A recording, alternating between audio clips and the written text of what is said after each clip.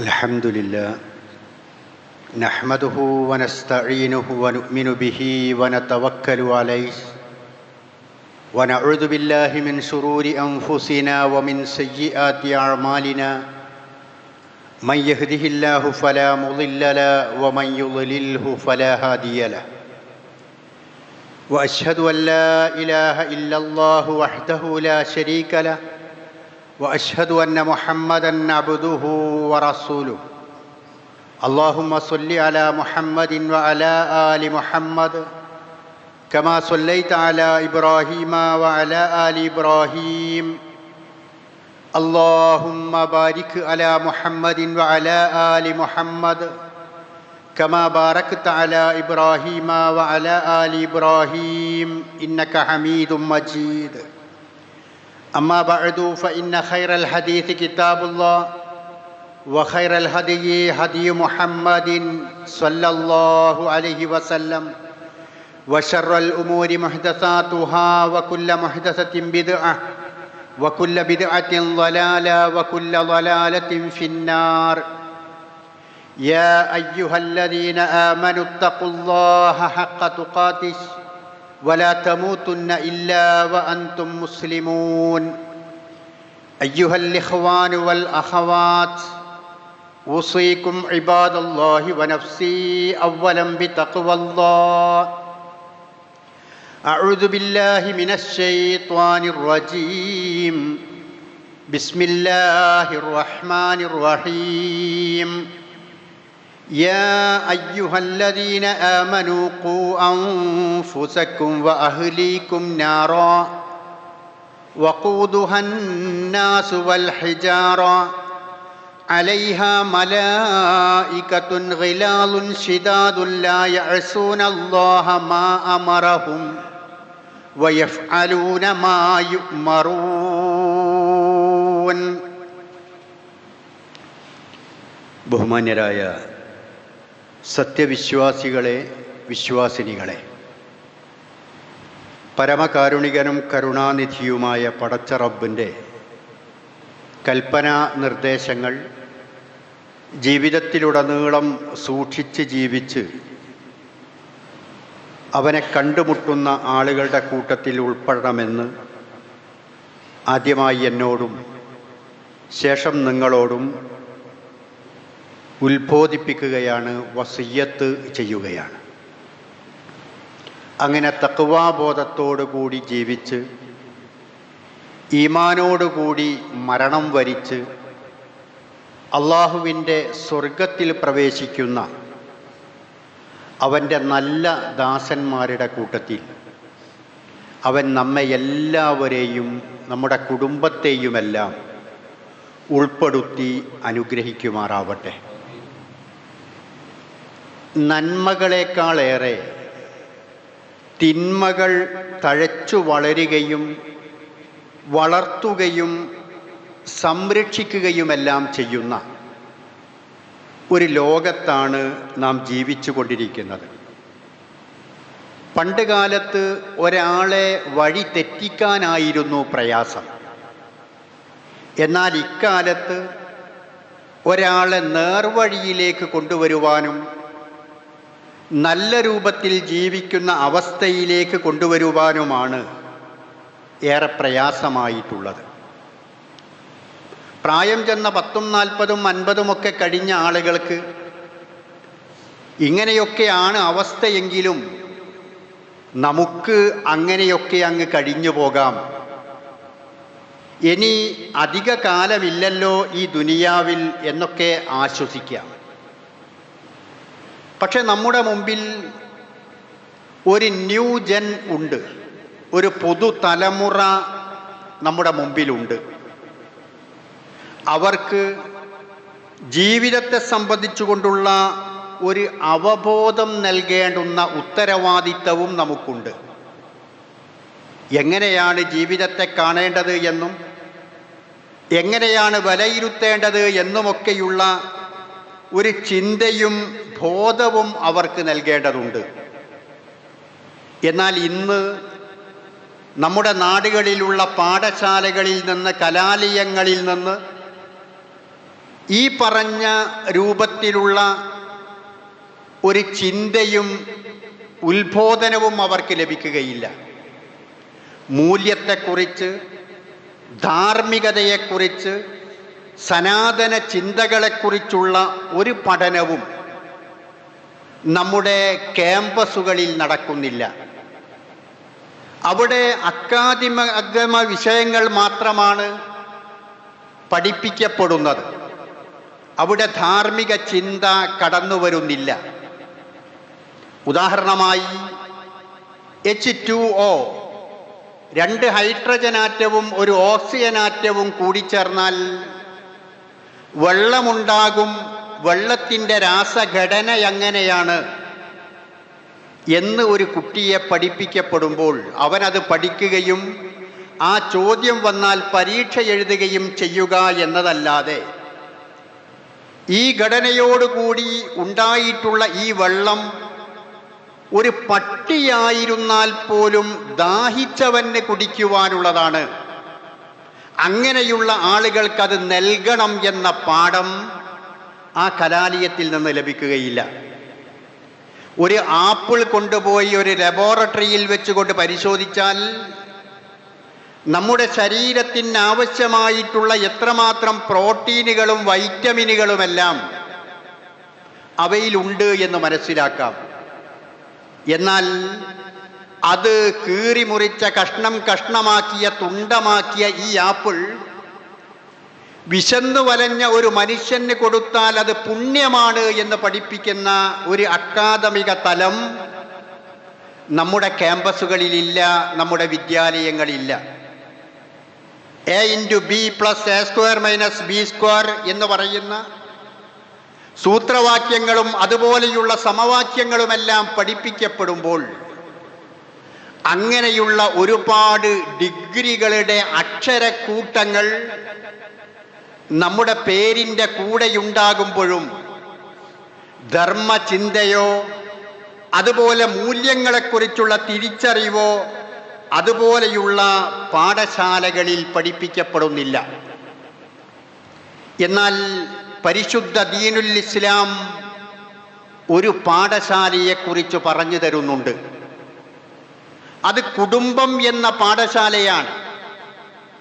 കഴിഞ്ഞ ആഴ്ച ഇതുമായി ബന്ധപ്പെട്ടുകൊണ്ട് നാം മനസ്സിലാക്കിയത് ഭാര്യ ഭർത്താക്കന്മാരെ സംബന്ധിച്ചുള്ള അവരുടെ ജീവിതത്തെക്കുറിച്ചായിരുന്നു.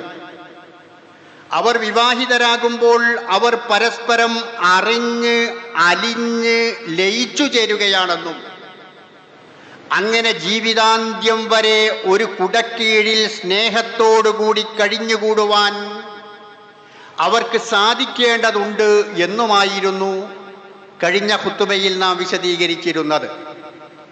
അതുപോലെ നാം ഇപ്പോൾ ഇന്ന് വിശദീകരിക്കുന്നത് കുടുംബമെന്ന പാഠശാലയെ സംബന്ധിച്ചാണ്.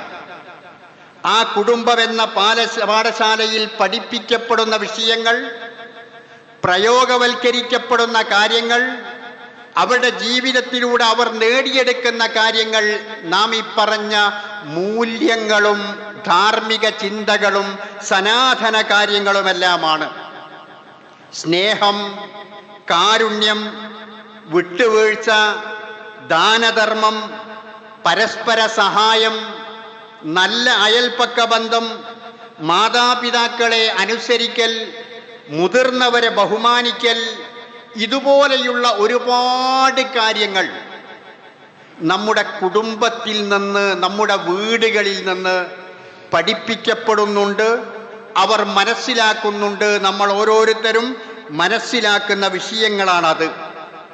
അത്തരത്തിലുള്ള കാര്യങ്ങളെല്ലാം പാഠ്യവിഷയങ്ങളാണ്, കരിക്കുലമാണ് നമ്മുടെ വീടുകളിൽ. ഈ കരിക്കുലം വിദ്യാഭ്യാസ സ്ഥാപനങ്ങളിലൊന്നുമില്ല. മോറൽ ഭാഗമായി ചില വിദ്യാലയങ്ങളിൽ കുട്ടികളെ ആ സ്ഥാപനത്തിലേക്ക് ആകർഷിക്കുവാൻ വേണ്ടി ഏതാനും അരമണിക്കൂറൊക്കെ ഒരു പിരീഡ് ചില വിദ്യാഭ്യാസ സ്ഥാപനങ്ങളിൽ വെച്ചിട്ടുണ്ടെങ്കിലും അധികവും അത്തരത്തിലുള്ള ഒരു ചിന്താഗതിയോടുകൂടി മുന്നോട്ട് പോകുന്ന അവസ്ഥയല്ല ഉള്ളത്. അതിനാൽ ഈ കുടുംബത്തിൽ നിന്ന് ഇതെല്ലാം പഠിക്കേണ്ടതാണ് എന്ന ബോധവും ചിന്തയും ഒരു മുസ്ലിമത്തായ നമുക്ക് ഓരോരുത്തർക്കും ഉണ്ടാകണം. ഞാൻ ഓതിവെച്ച നിങ്ങളുടെ ശ്രദ്ധയിൽപ്പെടുത്തിയ വിശുദ്ധ ഖുർആൻ 66-ാം അധ്യായം സൂറത്തു തഹരീമിലെ 6-ാമത്തെ വചനം, യാ അയ്യുഹല്ലദീന ആമനൂ ഖൂ അൻഫുസകും വഅഹ്ലീകും നാറാ, ഏ വിശ്വാസികളെ, നിങ്ങൾ നിങ്ങളെയും നിങ്ങളുടെ കുടുംബങ്ങളെയും നരകത്തിൽ നിന്ന് കാക്കേണ്ടതുണ്ട്. ഈ വിശുദ്ധ ഖുർആന്റെ വചനം അവതരിച്ചപ്പോൾ ഉമർ റളിയല്ലാഹു അൻഹു പ്രവാചക തിരുമേനി സ്വല്ലല്ലാഹു അലൈഹി വസല്ലമയോട് ചോദിച്ചു, യാ റസൂലല്ലാഹ് നഖി അൻഫുസനാ, ഞങ്ങളെ നോക്കുന്നുണ്ട്, ശ്രദ്ധിക്കുന്നുണ്ട്, എങ്ങനെയെല്ലാം ജീവിക്കണമെന്നതൊക്കെ ഞങ്ങൾ ആലോചിക്കുകയും പ്രാവർത്തികമാക്കുകയും ചെയ്യുന്നുണ്ട്. ഫകൈഫ ലനാ മിൻ അഹ്ലിനാ, ഈ പറഞ്ഞ ആയത്തുമായി ഞങ്ങളുടെ കുടുംബത്തെ എങ്ങനെയാണ് ബന്ധപ്പെടുത്തേണ്ടത്, നരകത്തിൽ നിന്ന് അവരെയും കാക്കേണ്ടതുണ്ട് എന്ന ആയത്ത് ഞങ്ങളുടെ കുടുംബവുമായി എങ്ങനെയാണ് പ്രാവർത്തികമാക്കേണ്ടത് എന്ന് ഉമർ റളിയല്ലാഹു അൻഹു ചോദിച്ചപ്പോൾ പ്രവാചകൻ സല്ലല്ലാഹു അലൈഹി വസല്ലം അദ്ദേഹത്തോട് പറഞ്ഞ മറുപടി, തൻഹൗനഹും അമ്മാ നഹാകുമുല്ലാഹ്, അല്ലാഹു വിരോധിച്ചിട്ടുള്ള കാര്യങ്ങൾ ആ കുടുംബാംഗങ്ങളോടും നിങ്ങൾ വിരോധിക്കുക. വതഅ്മുറൂനഹും ബിമാ അമറല്ലാഹ്, അല്ലാഹു കൽപ്പിച്ചിട്ടുള്ള കാര്യങ്ങൾ ആ കുടുംബാംഗങ്ങളോടും നിങ്ങൾ കൽപ്പിക്കുക. അല്ല വിരോധിച്ച കാര്യങ്ങളിൽ നിന്ന് വിട്ടുനിൽക്കുവാൻ, അല്ല കൽപ്പിച്ചിട്ടുള്ള കാര്യങ്ങൾ പ്രാവർത്തികമാക്കുവാൻ കുടുംബത്തിലുള്ള ആളുകൾ പരസ്പരവും ഉത്തരവാദപ്പെട്ട ആളുകൾ ആ ഉത്തരവാദിത്ത ബോധത്തോടെയും പരസ്പരം കൽപ്പിക്കുക എന്നതാണ് ഈ പറഞ്ഞ ആയത്തിന്റെ താല്പര്യം എന്ന് പ്രവാചകൻ സല്ലല്ലാഹു അലൈഹി വസല്ലമ നമുക്ക് പഠിപ്പിച്ചു തരികയാണ്. അങ്ങനെ ഒരു കുടുംബ സംവിധാനം നമുക്കോരോരുത്തർക്കും ഉണ്ടാകണം. നമ്മുടെയൊക്കെ വീടിൻ്റെ അകത്തളങ്ങൾ ഇങ്ങനെയാവണം. നമ്മുടെ കുട്ടികളെയും നമ്മുടെ കുടുംബാംഗങ്ങളെയും നരകത്തിൽ നിന്ന് രക്ഷപ്പെടുത്താൻ പറ്റുന്ന വിധത്തിൽ നേരത്തെ ഞാൻ പറഞ്ഞ മൂല്യങ്ങളെക്കുറിച്ചുള്ള ബോധമുള്ള രൂപത്തിലുള്ളതാവണം. ഈ കുടുംബത്തിലുണ്ടാവുന്ന മൂല്യബോധങ്ങളിലും ആദർശബോധങ്ങളിലും ഒന്നാമതായിട്ടുണ്ടാവേണ്ടത് ആദർശബോധമാണ്, വിശ്വാസ ദൃഢതയാണ്. അതിനനുസരിച്ചുള്ള കാര്യങ്ങൾ മുന്നോട്ട് പോവുകയുള്ളൂ. അതുകൊണ്ട് തന്നെ ഒന്നാമതായി കുടുംബത്തിൽ പങ്കുവെക്കേണ്ടത് ആദർശമാണ്. നമുക്ക് പ്രവാചകന്മാരുടെ ഉപദേശങ്ങൾ കാണാം. ലുഖ്മാൻ അലൈഹിസ്സലാത്തു വസ്സലാം, വഇദ് ഖാല ലുഖ്മാനു ലിബ്നിഹി വഹുവ യഇലുഹു യാ ബുനയ്യ ലാ തുശ്രിക് ബില്ലാഹി ഇന്ന ശിർക ലദുൽമുൻ അലീം. ലുഖ്മാൻ അലൈഹിസ്സലാത്തു വസ്സലാം തൻ്റെ മകനെ ആദ്യമായിട്ട് ഉപദേശിക്കുന്നത് ആദർശമാണ്. അല്ലാഹുവിനെയല്ലാതെ ആരാധിക്കാൻ പാടില്ല, അവനോടല്ലാതെ വിളിച്ചു പ്രാർത്ഥിക്കുവാൻ പാടില്ല, ശിർക്ക് ചെയ്യുവാൻ പാടില്ല എന്ന ആദർശപരമായ ഉപദേശമാണ് ഒന്നാമതായി നൽകുന്നത്. പിന്നീട് മാതാപിതാക്കളെക്കുറിച്ച് പറയുന്നുണ്ട്, സാമൂഹ്യ ജീവിതത്തിൽ പാലിക്കേണ്ട മര്യാദകളെക്കുറിച്ച് പറയുന്നുണ്ട്. ഇതെല്ലാം പറയുന്നുവെങ്കിലും ആദ്യമായി ആദർശത്തെക്കുറിച്ച് ബോധ്യപ്പെടുത്തുന്നു. യാക്കൂബ് അലൈഹിസ്സലാത്തു വസ്സലാമിനെ കുറിച്ച് പറഞ്ഞിടത്ത് കാണാം, വവസ്വാ ബിഹാ ഇബ്രാഹീമു ബനീഹി വയഅഖൂബ യാ ബുനയ്യ ഇന്നല്ലാഹ അസ്തഫാ ലക്കുമുദ്ദീൻ ഫലാ തമൂതുന്ന ഇല്ലാ വഅൻതും മുസ്ലിമൂൻ. ഇബ്രാഹിം അലൈഹിസ്സലാത്തു വസ്സലാം, അദ്ദേഹത്തിന്റെ മകനായ യാക്കൂബ് അലൈഹിസ്സലാത്തു വസ്സലാം, ഇവരെല്ലാവരും മക്കളോട് പറഞ്ഞത് അള്ളാഹുവിൻ്റെ ദീനിനെ നിങ്ങൾ ദീനായി തൃപ്തിപ്പെടണം. മുസ്ലിമായി കൊണ്ടല്ലാതെ മക്കളെ നിങ്ങളാരും മരണപ്പെട്ടു പോകരുത്. ഇതാരാ പറയുന്നത്? ഒരു ഉപ്പ മക്കളോട് പറയുന്ന ഉപദേശമാണ്. അതുപോലെ അവരുടെ പ്രവാചകന്മാരുടെ ഉപദേശങ്ങളിൽ കാണാവുന്നതാണ്. ഇസ്മായിൽ അലൈഹിസ്സലാത്തു വസ്സലാം വകാന യഅ്മുറു അഹ്ലഹു ബിസ്സലാത്തി വസ്സകാത്ത്, അദ്ദേഹം തൻ്റെ കുടുംബത്തോട് നമസ്കരിക്കണമെന്നും സക്കാത്ത് നൽകണമെന്നും ഉപദേശിച്ചിരുന്നു. അം കുന്തും ശുഹദാ ഇദ് ഹളറ യാക്കൂബൽ മൗത്ത്, യാക്കൂബ് അലൈഹിസ്സലാത്തു വസ്സലാമക്ക് മരണമാസന്നമായപ്പോൾ നിങ്ങൾ അവിടെ ഉണ്ടായിരുന്നുവോ? അദ്ദേഹം തൻ്റെ മക്കളോട് ചോദിച്ചു, നിങ്ങൾ എൻ്റെ കാലശേഷം എന്തിനെയാണ് ആരാധിക്കുക? ഞാൻ മരിച്ചുപോയാൽ നിങ്ങൾ എന്തിനെയാണ് ആരാധിക്കുക?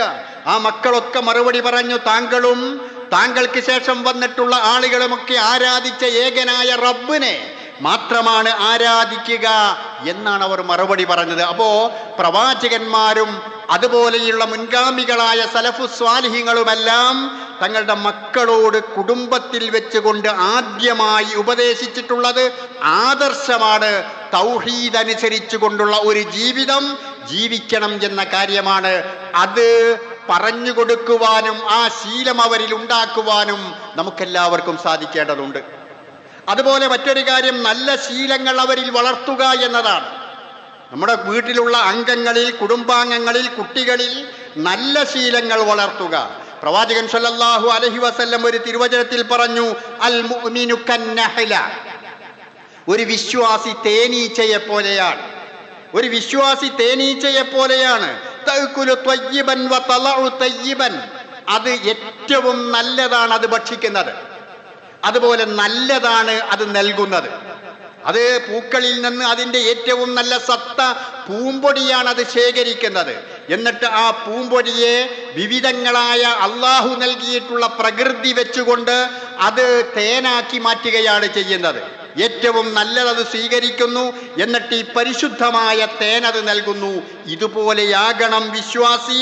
ഇദാ വഖഅത് അലാ ഊദിൻ ലം തുഖസ്സിറുഹു, ആ തേനീച്ച ഏതെങ്കിലും ഒരു ചില്ലയിൽ, മരച്ചില്ലയിൽ, ശാഖയിൽ, ഒരു പൂവിൽ അത് ചെന്നിരുന്നാൽ അത് പൊട്ടിപ്പോവുകയില്ല.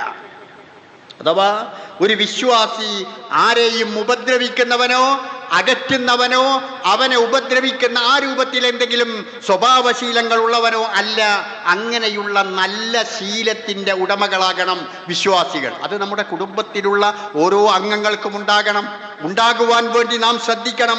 അതിലേറ്റവും പ്രധാനപ്പെട്ട ഒരു കാര്യം നമസ്കാരമാണ്. കുടുംബാംഗങ്ങൾ മുഴുവനും നമസ്കാര ശീലമുള്ളവരാവുക.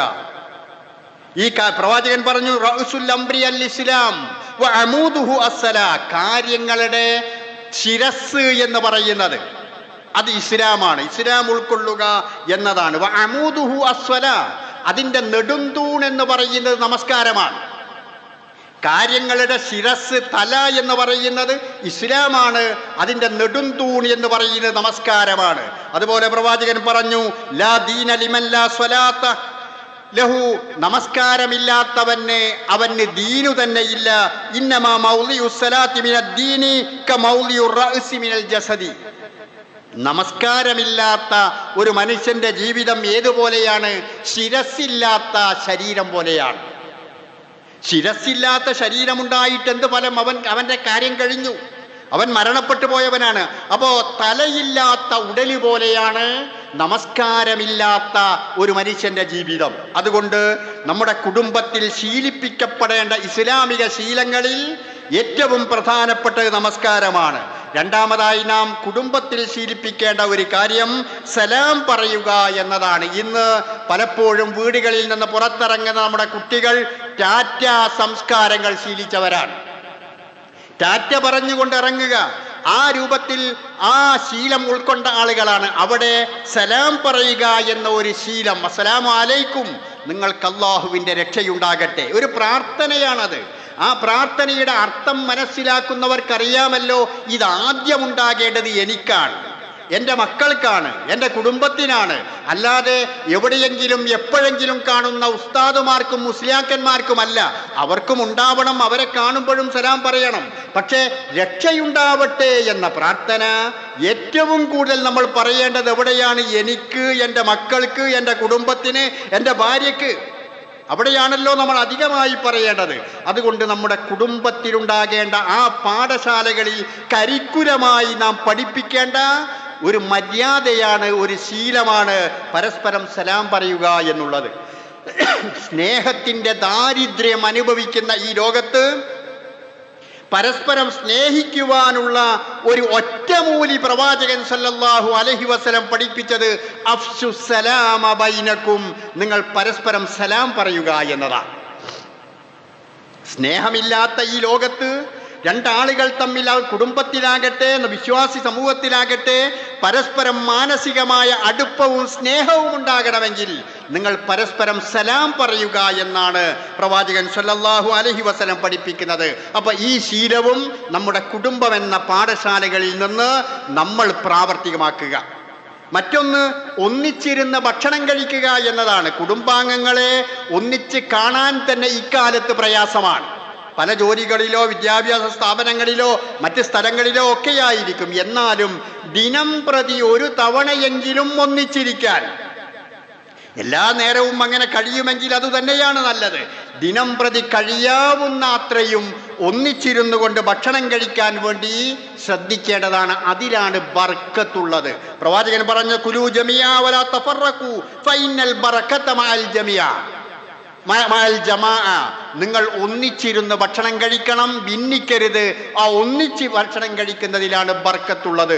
പ്രവാചകനോട് ചിലർ സംശയം ചോദിച്ചു, പ്രവാചകരെ ഞങ്ങൾ നന്നായി ഭക്ഷണം കഴിക്കുന്നു, വിശപ്പ് മാറുന്നില്ല എന്ന് പറഞ്ഞപ്പോൾ പ്രവാചകൻ അതിന് പറഞ്ഞ മറുപടി, നിങ്ങൾ ഭിന്നിച്ചാണോ ഭക്ഷണം കഴിക്കാറുള്ളത്, ഓരോരുത്തരാണോ?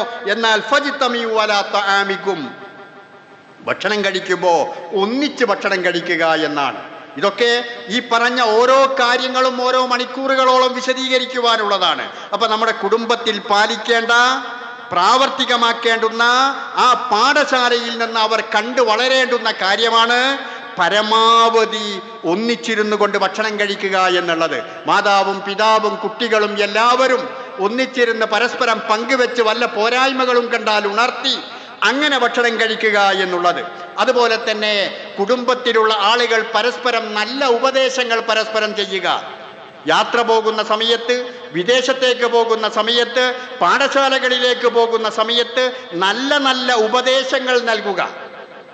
അള്ളാഹുവിനെ ഓർക്കണം. അസ്തഉദിഉല്ലാഹ ദീനക വ അമാനതക വ ഖവാതിമ അമലിക എന്നത് യാത്ര അയക്കുന്ന ആൾക്ക് നാം പ്രാർത്ഥിക്കുന്ന പ്രാർത്ഥനയാണ്. അതുപോലെ പോകുന്ന ആളുകളോട് നമ്മൾ പരസ്പരം പറയേണ്ടതുണ്ട് ആ യാത്രയിൽ ശ്രദ്ധിക്കേണ്ട കാര്യങ്ങൾ. മറ്റു കാര്യങ്ങളൊക്കെ നമ്മൾ പറയാറുണ്ട്, ഭൗതികമായി ചെയ്യേണ്ടുന്ന കാര്യങ്ങൾ നമ്മൾ ഓർമ്മിപ്പിക്കാറുണ്ട്, കൂടെ കൊണ്ടുപോകുന്ന മരുന്നുകളെ കുറിച്ച് നമ്മൾ പറയാറുണ്ട്, അവിടെ പോയാലുണ്ടാകുന്ന അവസ്ഥയെക്കുറിച്ച് പറയാറുണ്ട്. എന്നാൽ അതിന് പുറമെ മോനെ മോളെ സ്കൂളിൽ പോയാലും കോളേജിൽ പോയാലും അവിടുന്ന് ളുഹർ നമസ്കരിക്കാനുള്ള സമയമാകുമ്പോൾ നമസ്കരിക്കണം കേട്ടോ, അവിടെ സൗകര്യമുണ്ട്, ആ സ്കൂളിൻ്റെ അടുത്ത് ആ കോളേജിൻ്റെ അടുത്ത് ഇന്ന ഭാഗത്ത് പള്ളിയുണ്ട്, അല്ലെങ്കിൽ സ്കൂളിൽ തന്നെ സൗകര്യമുണ്ട്, നമസ്കരിക്കണം എന്ന് പറഞ്ഞു കൊടുക്കണം. അതുപോലെ തന്നെ നല്ല മൂല്യങ്ങളെക്കുറിച്ച്, നല്ല കാര്യങ്ങളെക്കുറിച്ച് കളവ് പറയുക, അതുപോലെ വഞ്ചിക്കുക, കാപട്യം കാണിക്കുക, ഇതുപോലെയുള്ള കാര്യങ്ങളൊന്നും ചെയ്യാൻ പാടില്ല എന്നത് നമ്മെ വിട്ട് കുടുംബത്തിൽ നിന്ന് പുറത്തേക്ക് പോകുന്ന നമ്മുടെ മക്കളോട്, സഹോദരങ്ങളോട്, കുടുംബാംഗങ്ങളോട് പരസ്പരം ഉപദേശിക്കണം എന്ന് പ്രവാചകൻ സല്ലല്ലാഹു അലൈഹി വസല്ലം പഠിപ്പിക്കുകയാണ്. കച്ചവടത്തിന് പോകുന്ന ഭർത്താക്കന്മാരോട് സ്വഹാബത്തുകളായ ഭാര്യമാർ പറഞ്ഞിരുന്നത്, ഇയ്യാക വ കസ്ബൽ ഹറാം വ ഇന്നാ നസ്ബിറു അലൽ ജൂഇ വലാ നസ്ബിറു അലൻ നാർ. നിങ്ങൾ ഹറാം സമ്പാദിക്കുന്നതിനെ കുറിച്ച് സൂക്ഷിക്കണം കേട്ടോ. ആരോടാ പറഞ്ഞത്? കച്ചവടത്തിന് പോകുന്ന ഭർത്താക്കന്മാരോട്. അത് നമുക്ക് ഇന്നത്തേക്ക് മാറ്റിവെക്കുകയാണെങ്കിൽ ഗൾഫ് നാടുകളിലേക്കോ വിദേശത്തേക്കോ മറ്റ് സംസ്ഥാനങ്ങളിലേക്കോ ഒക്കെ കച്ചവടത്തിന് പോകുന്ന നമ്മുടെ ഭർത്താക്കന്മാരോട് ഹറാം ഉണ്ടാക്കുന്നത് നിങ്ങൾ നോക്കണം കേട്ടോ. വിശപ്പ് ഞങ്ങൾ സഹിച്ചോളാ, നരകത്തിന്റെ തീ ഞങ്ങൾ സഹിക്കൂല. സഹോദരിമാർ, ഭാര്യമാർ യാത്ര പോകുന്ന, കച്ചവടത്തിന് പോകുന്ന ഭർത്താക്കന്മാരെ ഉപദേശിക്കുകയാണ്.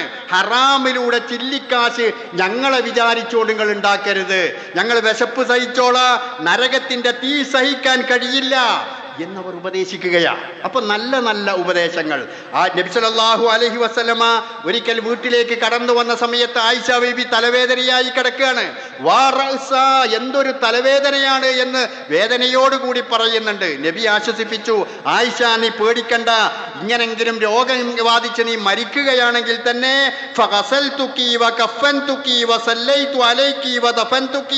ഞാൻ എന്നെ കുളിപ്പിക്കും, ഞാൻ എന്നെ കഫൻ ചെയ്യും, നിനക്ക് വേണ്ടി ഞാൻ തന്നെ ഇമാമെന്ന് നമസ്കരിക്കും, ഞാൻ തന്നെ മറമാടും, അതുകൊണ്ട് ഒരു പേടിയും പേടിക്കണ്ട എന്ന് പറഞ്ഞുകൊണ്ട് ആയിഷ ബീബിയെ ആശ്വസിപ്പിക്കുകയാണ്. ഇങ്ങനെ നല്ല നല്ല വർത്തമാനങ്ങളും നല്ല നല്ല സന്ദേശങ്ങളും നല്ല നല്ല ആശയങ്ങളും പരസ്പരം കൈമാറുന്ന ഇടമാകണം, പാഠശാലകളാകണം കുടുംബജീവിതം എന്നത് നാം മനസ്സിലാക്കുക, പ്രാവർത്തികമാക്കുക. അതുപോലെ തന്നെ പ്രായമായവരെ ആദരിക്കുകയും ബഹുമാനിക്കുകയും ചെയ്യുക എന്നത് പറയാൻ എളുപ്പമാണ്, അത് പ്രാവർത്തികമാക്കേണ്ടത് കുടുംബത്തിലാണ്. മുത്തച്ഛൻ്റെ ചുളുങ്ങിയ പാത്രം എന്ന് പറയുന്ന ഒരു കഥ നമ്മുടെ മുമ്പിലുണ്ട്. മുത്തച്ഛൻ്റെ ചുളുങ്ങിയ പാത്രം, ആ മുത്തച്ഛന് പ്രായമായപ്പോ അച്ഛൻ മുത്തച്ഛനെയും കൂടി ഒരു കുന്നിന് മുകളിൽ പോയി കുഴിയെടുത്തുകൊണ്ട് ആ മുത്തച്ഛനെ കുഴിച്ചിടാൻ കൊണ്ടുപോവുകയാണ്. ആ സമയത്ത് മകനെയും ഒപ്പം കൂട്ടിയിട്ടുണ്ട്. കുഴി കുഴിച്ചു മണ്ണൊക്കെ നീക്കി ആ കുഴിയിലേക്ക് ആ സമയത്ത് മുത്തച്ഛൻ സാധാരണ കഞ്ഞി കുടിക്കാൻ ഉപയോഗിച്ചിരുന്ന ആ പാത്രവും ചുളുങ്ങിയ പാത്രവും കൂടി കൊണ്ടുപോയിരുന്നു. അങ്ങനെ ആ പാത്രവും കൂടി കുഴിയിലെത്തിയിട്ടപ്പോ ആ മകൻ ആ പാത്രമെടുത്തു. ആ പാത്രമെടുത്ത് അതിലുള്ള പൊടിയൊക്കെ തട്ടി മാറ്റി. അപ്പോ അച്ഛൻ ചോദിച്ചു, അല്ല മകനെ, എന്തിനാണ് ഈ പാത്രം? ഇത് നിന്റെ മുത്തച്ഛൻ ഉപയോഗിച്ചതല്ലേ? ഇനി അതോടുകൂടി അത് കഴിഞ്ഞോട്ട് അത് ചുളുങ്ങിയ പാത്രമല്ലേ, അത് വൃത്തിയില്ലാത്ത പാത്രമല്ലേ എന്ന് പറഞ്ഞപ്പോ ഈ മകൻ അച്ഛനോട് പറഞ്ഞുവത്രേ, നിങ്ങൾക്കും പ്രായമാകുമല്ലോ, ആ സമയത്തേക്ക് ഇതുപോലെ ഒരു ചുളുങ്ങിയ പാത്രം ഞാൻ തെരഞ്ഞു കണ്ടുപിടിക്കേണ്ടതില്ലല്ലോ, ഇപ്പോൾ തന്നെ ഞാൻ അത് സൂക്ഷിച്ചു വെച്ചാൽ നിങ്ങൾക്ക് പ്രായമാകുമ്പോ ഈ ചുളുങ്ങിയ പാത്രത്തിൽ നിങ്ങൾക്ക് കഞ്ഞി തന്നാൽ മതിയല്ലോ. വളരെ വലിയൊരു പാഠമാണ്. നമ്മുടെ മക്കൾ നമ്മളിൽ നിന്ന് കാണണം. നമ്മുടെ മാതാപിതാക്കൾ വീട്ടിലുണ്ടെങ്കിൽ, പ്രായമായവരാണെങ്കിൽ അവരെ ശുശ്രൂഷിക്കുന്നത് നമ്മുടെ മക്കൾ നമ്മളിൽ നിന്ന് കാണണം. അവരെ സ്നേഹിക്കുന്നത് നമ്മളിൽ നിന്ന് കാണണം. അവരെ ആദരിക്കുന്നത് നമ്മളിൽ നിന്ന് കാണണം. അവർ ഭക്ഷണം കഴിച്ചിട്ടേ ഞാൻ ഭക്ഷണം കഴിക്കുകയുള്ളൂ എന്നത് നമ്മുടെ മക്കൾ നമ്മളിൽ നിന്ന് കാണണം. അവർ നമ്മുടെ കൂടെ ഒരു പക്ഷേ ബിരിയാണിയോ അതുപോലെയുള്ളതോ കഴിക്കാൻ കഴിയില്ലെങ്കിലും അവർ കഞ്ഞിയാണ് കുടിക്കുന്നതെങ്കിലും ആ കഞ്ഞി അവർക്ക് കൊടുത്തതിന് ശേഷമാണ് എൻ്റെ ഉപ്പ ഭക്ഷണം കഴിച്ചിരുന്നത് എന്നത് ഞങ്ങളുടെ കുടുംബത്തിലെ ശീലമാണെന്ന് ആ കുട്ടികൾ കണ്ടറിഞ്ഞെങ്കിൽ മാത്രമേ, ആ പാഠം കുടുംബത്തിൽ നിന്ന് ശീലിച്ചെങ്കിൽ മാത്രമേ അവിടെ വളർന്നു വരുന്ന കുട്ടികളിൽ ഈ ശീലമുണ്ടാകൂ. അല്ലാതെ വായിച്ചു പഠിച്ചത് കൊണ്ട് അവർക്കങ്ങനെ ഉൾക്കൊള്ളുവാൻ സാധിക്കുകയില്ല. അതുകൊണ്ട് ഇത്തരത്തിലുള്ള എല്ലാ കാര്യങ്ങളും കുടുംബത്തിൽ പ്രാവർത്തികമാക്കേണ്ടുന്ന പഠിക്കേണ്ടുന്ന കാര്യങ്ങളാണ്. അതുപോലെ നല്ല വസ്ത്രധാരണാ രീതിയെക്കുറിച്ച്, മാന്യമായ രൂപത്തിലുള്ള എയർ സ്റ്റൈലുകളെ സംബന്ധിച്ച്, മുടി വെട്ടുന്നതൊക്കെ ഏത് കോലത്തിലാണെന്ന് നമുക്കറിയാം. അപ്പൊ അതൊക്കെ നമ്മുടെ കുടുംബത്തിൽ നിന്ന് ശീലിക്കേണ്ടത്, പഠിപ്പിക്കേണ്ടത്, പ്രാവർത്തികമാക്കേണ്ടുന്ന കാര്യമാണ്. സഅദ് ഇബ്നു അബീ വഖാസ് റളിയല്ലാഹു അൻഹു പറയാറുണ്ടായിരുന്നു, ഞങ്ങൾ കുട്ടികൾക്ക് ഖുർആൻ സൂക്തങ്ങൾ പഠിപ്പിക്കുന്നത് പോലെ തന്നെ പ്രവാചകന്റെയും സ്വഹാബത്തിന്റെയും വീരസാഹസിക കഥകളും അവർക്ക് പറഞ്ഞു കൊടുക്കാറുണ്ടായിരുന്നു. ഖുർആനും ഹദീസും പഠിപ്പിക്കുന്നതോടൊപ്പം സ്വഹാബത്തിന്റെയും നബിയുടെയും വീരസാഹസിക കഥകൾ നമ്മൾ പറഞ്ഞു കൊടുക്കാറുണ്ടായിരുന്നു. യുദ്ധങ്ങളെക്കുറിച്ച് അവർക്ക് മനസ്സിലാക്കുവാൻ വേണ്ടി യുദ്ധം നടക്കുന്ന സ്ഥലങ്ങളിലേക്ക് ഞങ്ങൾ കൊണ്ടുപോകാറുണ്ടായിരുന്നു. ഇങ്ങനെ ഇസ്ലാമിക ചരിത്രങ്ങളെക്കുറിച്ചുള്ള അവബോധവും നമ്മുടെ കുടുംബത്തിൽ അറിയുകയും പരസ്പരം പങ്കുവെക്കുകയും ചെയ്യേണ്ടതാണ്. ഇമാം ഗസാലി റഹിമഹുല്ലാ കുട്ടികളെ കുറിച്ച് പറഞ്ഞിടത്ത് പറഞ്ഞ കാര്യങ്ങൾ ഞാൻ ഒറ്റ വാക്കിൽ പറയാം. അസ്സബിയ്യു അമാനത്തുൻ ഇൻദല്ലാഹ്, അസ്സബിയ്യു അമാനത്തുൻ ഇൻദ വാലിദൈഹി. കുട്ടികൾ എന്ന് പറയുന്നത് മാതാപിതാക്കളുടെ അടുത്തുള്ള ഒരു അമാനത്താണ് എന്ന് പറഞ്ഞ് അദ്ദേഹം പറഞ്ഞു, കുട്ടി മാതാപിതാക്കൾക്ക് നൽകിയ, അള്ളാഹു നൽകിയ അമാനത്താണ്. നമ്മുടെ കുട്ടിക്ക് തീപ്പൊള്ളലേൽക്കാതിരിക്കാൻ നാം എത്രമാത്രം ശ്രദ്ധിക്കുമോ അതുപോലെ ആ കുട്ടി നരകത്തിൽ പോകാതിരിക്കാൻ ശ്രദ്ധിക്കണം. ആഡംബര ജീവിതം ഒരിക്കലും കുട്ടികളെ ശീലിപ്പിക്കരുത്. കാരണം പിന്നീട് വലുതാകുമ്പോൾ അവർ ജീവിതം തന്നെ നശിപ്പിക്കും. ലജ്ജാശീലം വളർത്തണം, അപ്പോൾ അവർ തെറ്റുകളിൽ നിന്ന് അകന്നു നിൽക്കും. ഭക്ഷണകാര്യത്തിൽ മര്യാദ ശീലിപ്പിക്കണം. അമിത ഭോജനത്തെ നിരുത്സാഹപ്പെടുത്തണം. ആർഭാട വസ്ത്രങ്ങൾ ആരെങ്കിലും അണിഞ്ഞു ധരിക്കുന്നത് കാണുമ്പോൾ ആകർഷണീയത തോന്നാതിരിക്കാൻ വേണ്ടി അതിനെ എതിർക്കണം. ഖുർആനും സുന്നത്തും പഠിപ്പിക്കുന്നതോടൊപ്പം മഹാന്മാരുടെ ജീവിതം, ത്യാഗം എന്നിവ കൂടി പഠിപ്പിക്കണം. നല്ല സ്വഭാവം കാണുമ്പോൾ പ്രശംസിക്കുകയും ആദരിക്കുകയും അംഗീകരിക്കുകയും പ്രോത്സാഹനം നൽകുകയും സമ്മാനങ്ങൾ നൽകുകയും ചെയ്യേണ്ടതുണ്ട്. എപ്പോഴും ആക്ഷേപിച്ചു കൊണ്ടിരിക്കരുത്. കുട്ടി തൻ്റെ പിതാവിൻ്റെ സ്വത്ത് കൊണ്ടോ അല്ലെങ്കിൽ പിതാവിൻ്റെ സ്ഥാനമാനങ്ങൾ കൊണ്ടോ ഒരിക്കലും പൊങ്ങച്ചം കാണിക്കുവാൻ പാടില്ല. ഇങ്ങനെ ഇമാം ഗസാലി കുട്ടികളെ കുടുംബത്തിൽ നമ്മൾ പരിശീലനം നൽകുമ്പോൾ ശ്രദ്ധിക്കേണ്ടുന്ന കാര്യങ്ങളെക്കുറിച്ച് പറഞ്ഞിട്ടുണ്ട്. ഞാൻ ഈ പറഞ്ഞ ഓരോ കാര്യങ്ങളും എത്രമാത്രം വിശദീകരിക്കുവാനുണ്ടാകും എന്നത് നിങ്ങൾക്ക് തന്നെ മനസ്സിലാക്കാൻ കഴിയുന്ന കാര്യമാണ്. രക്ഷിതാക്കളുടെ സ്ഥാനവും വലിപ്പവും പണവും കണ്ടുകൊണ്ട് നമ്മുടെ കലാലയങ്ങളിൽ വരെ, കോളേജുകളിൽ വരെ അതിനനുസരിച്ചുള്ള പ്രവർത്തനം നടത്തുന്ന, കലാപങ്ങൾ ഉണ്ടാക്കുന്ന, സമരങ്ങളിൽ പങ്കാളികളാകുന്ന കുട്ടികൾ ഒരു പക്ഷേ ധാരാളമായിട്ട് ഇക്കാലത്തുണ്ട്. നെഹ്റുവിൻ്റെ, നമ്മുടെ ഒന്നാമത്തെ പ്രധാനമന്ത്രി നെഹ്റുവിൻ്റെ മകൻ്റെ അധ്യാപകൻ എഴുതിയിട്ടുള്ള ഒരു കത്ത് കാണാവുന്നതാണ്. ആ കത്തിൽ പ്രധാനമായും പറഞ്ഞിട്ടുള്ളത്, ഞാൻ ഇന്ത്യൻ പ്രധാനമന്ത്രിയാണ്, പക്ഷേ ഇന്ത്യൻ പ്രധാനമന്ത്രിയുടെ മകനാണ് എന്ന ഒരു പരിഗണനയും എൻ്റെ മകന് നൽകാൻ പാടില്ല. ഇന്ത്യൻ പ്രധാനമന്ത്രിയാണ് എന്ന മകൻ്റെ മകനാണെന്ന ഒരു പരിഗണനയും നൽകാൻ പാടില്ല. സാധാരണ മറ്റ് കുട്ടികൾക്കുള്ള എന്തെല്ലാം സ്ഥാനങ്ങളും കാര്യങ്ങളും സൗകര്യങ്ങളുമുണ്ടോ അത് മാത്രമേ എൻ്റെ മകനും ഉണ്ടാകുവാൻ പാടുള്ളൂ എന്ന് അധ്യാപകന് പ്രത്യേകം കത്തെഴുതിയിരുന്നു എന്നാണ്. അപ്പോൾ ഇതുപോലെയുള്ള ഒരുപാട് കാര്യങ്ങൾ പഠിക്കേണ്ട പാഠശാല നമ്മുടെ കുടുംബമാണ്. ഇത് സ്കൂളിൽ നിന്ന് കിട്ടൂല, ഇത് കോളേജിൽ നിന്ന് കിട്ടൂല, ഇത് യൂണിവേഴ്സിറ്റികളിൽ നിന്ന് കിട്ടൂല, ഇത് ഡോക്ടറേറ്റ് എടുത്താൽ കിട്ടൂല, ഈ പറഞ്ഞ കാര്യങ്ങൾ ഈ പറഞ്ഞ സ്ഥലങ്ങളിലൊന്നും കിട്ടൂല. ഇത് കുടുംബത്തിൽ നിന്നേ കിട്ടൂ. ഇത് കുടുംബത്തിൽ നിന്ന് കിട്ടാത്തതിൻ്റെ അവസ്ഥയാണ് ഇന്ന് മുസ്ലിം സമൂഹത്തിൽ നമ്മളും നമ്മുടെ കുടുംബവും അനുഭവിച്ചു കൊണ്ടിരിക്കുന്നത്. അതുകൊണ്ട് പ്രിയപ്പെട്ടവരെ, ഏറ്റവും പ്രധാനപ്പെട്ട ഇതും ഇതിനോടനുബന്ധമായിട്ടുണ്ടാവേണ്ടുന്ന കാര്യങ്ങളും നാം മനസ്സിലാക്കുകയും ഉൾക്കൊള്ളുകയും ജീവിതത്തിൽ പ്രാവർത്തികമാക്കുകയും ചെയ്യുക. അല്ലാഹു സുബ്ഹാനഹു വ തആല നമ്മെ എല്ലാവരെയും അനുഗ്രഹിക്കുമാറാവട്ടെ.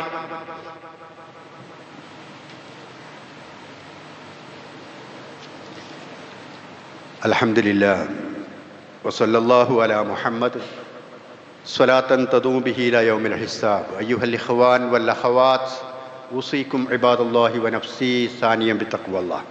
സഹോദരന്മാരെ, സഹോദരികളെ, അള്ളാഹുവിൻ്റെ വിധിവിലക്കൾ അനുസരിച്ചുകൊണ്ട് ജീവിക്കാൻ ഒരിക്കൽ കൂടി എന്നോടെന്ന പോലെ നിങ്ങളെയും ഉപദേശിക്കുകയാണ്, ഉണർത്തുകയാണ്. തദ്ദേശ സ്വയംഭരണ സ്ഥാപനങ്ങളിലേക്കുള്ള തെരഞ്ഞെടുപ്പുകൾ പ്രഖ്യാപിക്കപ്പെട്ട് അതിലെല്ലാം മുഴുകി ഇരിക്കുന്ന ഒരു സമയമാണിത്. രാഷ്ട്രീയ പാർട്ടികളും അതുപോലെ മറ്റുള്ള ആളുകളുമെല്ലാം അതിനു വേണ്ടിയുള്ള പ്രവർത്തനങ്ങളാണ്. വ്യത്യസ്ത രാഷ്ട്രീയ പാർട്ടികളിൽ വിശ്വസിക്കുന്നവരും പ്രവർത്തിക്കുന്നവരുമാണ് നമ്മളെല്ലാവരും. അത് സ്വാഭാവികവുമാണ്. ജനാധിപത്യവും മതേതരത്വവും സംരക്ഷിക്കപ്പെടുകയും നാടിനും നാട്ടുകാർക്കും നന്മയുണ്ടാവുകയും ചെയ്യുന്നത് എന്ന് അവനവന് തോന്നുന്ന രാഷ്ട്രീയ പാർട്ടികളിൽ അവനവൻ പ്രവർത്തിക്കുന്നു. അങ്ങനെ ചെയ്യട്ടെ. ഞാനിവിടെ ഈ കാര്യം സൂചിപ്പിച്ചത് ഒരു കാരണവശാലും നമ്മൾ വ്യത്യസ്ത രാഷ്ട്രീയ പാർട്ടികളിൽപ്പെട്ടവരും പ്രവർത്തകരുമാണെങ്കിലും നമ്മുടെ വ്യക്തിബന്ധത്തെ ബാധിക്കുന്ന തലത്തിലേക്ക് ഒരിക്കലും നമ്മുടെ രാഷ്ട്രീയ പ്രവർത്തനം പോകാൻ പാടില്ല എന്ന് പറയാനാണ്. പരസ്പരം തെറ്റുന്ന, അകലുന്ന, ഒരു കുടുംബത്തിൽ തന്നെ വ്യത്യസ്ത രാഷ്ട്രീയ പാർട്ടികളിലുള്ള ആളുകളുണ്ടാകും. അവർ പരസ്പരം അകലുന്ന, തെറ്റുന്ന, പരസ്പരം വിട്ടുപോകുന്ന ഒരു അവസ്ഥ ഒരിക്കലും ഉണ്ടാകുവാൻ പാടില്ല. അതുപോലെ രണ്ടാമത്തെ ഒരു കാര്യം, കളവ്, വഞ്ചന, കാപട്യം എന്നുള്ളത് ഈ തെരഞ്ഞെടുപ്പ് കാലഘട്ടത്തിൽ നമുക്ക് അനുവദിക്കപ്പെട്ടിട്ടില്ല. അത് എല്ലാ കാലത്തും അതിൻ്റെ വിധി എന്താണോ ആ വിധി തന്നെയാണ് തെരഞ്ഞെടുപ്പ് കാലഘട്ടത്തിൽ. ചില ആളുകൾ തെരഞ്ഞെടുപ്പായാൽ ഇങ്ങനെയൊക്കെ കുറേയൊക്കെ ആകാം, കളവ് പറയുക, വഞ്ചിക്കുക, അതുപോലെയുള്ള കുറേ കാര്യങ്ങളൊക്കെ ആകാം, അതുകൊണ്ടൊന്നും വലിയ കുഴപ്പമൊന്നുമില്ല എന്ന് വിചാരിച്ചുകൊണ്ട് രാഷ്ട്രീയ പ്രവർത്തനങ്ങളും അതുപോലുള്ള കാര്യങ്ങളൊക്കെ ചെയ്യുന്ന ആളുകളുണ്ട്. അതിന് പ്രത്യേകിച്ച് ആനുകൂല്യം ഈ തെരഞ്ഞെടുപ്പ് കാലത്തിലേക്ക് നൽകിയിട്ടില്ല. ഞാൻ പറഞ്ഞതുപോലെ ഈ രണ്ട് കാര്യങ്ങളും തന്നെ കുറേ വിശദീകരിക്കാനുള്ളതാണ്. പക്ഷേ നാം ബുദ്ധിയുള്ളവരാണ്. ഈ രണ്ട് പോയിന്റുകളിൽ നിന്ന് തന്നെ നമുക്ക് വിശാലമായി ഈ കാര്യം മനസ്സിലാക്കാം. അല്ലാഹു സുബ്ഹാനഹു വ തആല കെട്ടുറപ്പുള്ള ഒരു സാമൂഹ്യ ബോധത്തോടു കൂടി, ബന്ധത്തോടു കൂടി ജീവിക്കുന്ന ആളുകളുടെ കൂട്ടത്തിൽ ജീവിക്കാൻ നമുക്കും എല്ലാവർക്കും അവൻ തൗഫീഖ് നൽകുമാറാകട്ടെ. കുടുംബം ഏറ്റവും സുന്ദരമായ ഒരു കാര്യമാണ്. ആ കുടുംബത്തിൽ ഇസ്ലാമികമായ ചിട്ടകളും മര്യാദകളും മൂല്യങ്ങളും ധാർമ്മിക ചിന്തകളും വളർത്തിക്കൊണ്ടുവരുവാനും സ്വർഗതുല്യമായ ഒരു ജീവിതം കുടുംബത്തിൽ ജീവിക്കുവാനും അങ്ങനെ കുടുംബത്തോടൊപ്പം സ്വർഗത്തിൽ പ്രവേശിക്കുവാനുമുള്ള ഭാഗ്യം സർവനാഥനായ റബ്ബേ ഞങ്ങൾക്കെല്ലാവർക്കും നീ പ്രദാനം ചെയ്യണമേ. അല്ലാഹുവേ, ഞങ്ങൾ ചെയ്തു പോയ എല്ലാ തെറ്റുകുറ്റങ്ങളും ഞങ്ങൾക്കെല്ലാവർക്കും നീ പുറത്ത് മാപ്പാക്കി തരണമേ നാഥ. ഞങ്ങളിൽ നിന്ന് മരണപ്പെട്ടു പോയ മാതാപിതാക്കൾ, ഭാര്യാഭർത്താക്കന്മാർ, ബന്ധുമിത്രാദികൾ, കൂട്ടുകുടുംബങ്ങൾ, വിശ്വാസിനികൾ എല്ലാവർക്കും നീ മഗ്ഫിറത്തും മർഹമത്തും നൽകി അനുഗ്രഹിക്കണമേ തമ്പുരാനെ. അള്ളാഹുവേ, വീടുകളിലും ഹോസ്പിറ്റലുകളിലുമെല്ലാം രോഗികളായി കഴിയുന്ന ഒരുപാട് സഹോദരങ്ങൾ, അങ്ങനെയുള്ള ആളുകൾക്കെല്ലാം നീ ശിഫ നൽകി അനുഗ്രഹിക്കണമേ തമ്പുരാനെ. പ്രായാധിക്യത്താൽ വിഷമിക്കുന്ന ആളുകൾക്ക് ആശ്വാസം നൽകുകയും അവർക്ക് നല്ല രൂപത്തിൽ ജീവിക്കുവാനുള്ള തൗഫീഖ് നൽകുകയും ചെയ്ത് നീ അനുഗ്രഹിക്കണമേ റഹ്മാനെ. ഈമാനോടുകൂടി ജീവിക്കുവാനും അങ്ങനെ തന്നെ മരണപ്പെട്ടു പോകുവാനുമുള്ള ഭാഗ്യം ഞങ്ങൾക്കെല്ലാവർക്കും നീ നൽകണമേ. അല്ലാഹുമ്മ ഗ്ഫിർ ലിൽ മുഅ്മിനീന വൽ മുഅ്മിനാത്ത് അൽ മുസ്ലിമീന വൽ മുസ്ലിമാത്ത് അൽ അഹ്യാഇ മിൻഹും വൽ അംവാത്ത് ഇന്നക മുജീബുദ് ദഅവാത്ത് യാ ഖാദിയൽ ഹാജാത്ത്. اللهم أحينا على الكتاب والسنة وأمتنا مع الإيمان والتوبة.